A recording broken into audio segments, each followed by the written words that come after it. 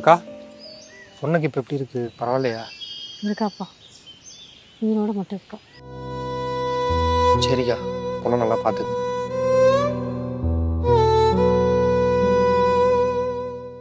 டேய், சும்மாவா ஆசிட் அடிச்சிருப்பான்?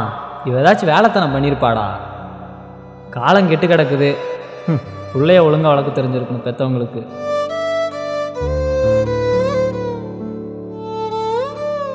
இதோட ஃபுல் வீடியோ பார்க்கணுன்னா கீழே ப்ளே பட்டனை கிளிக் பண்ணி பாருங்கள்.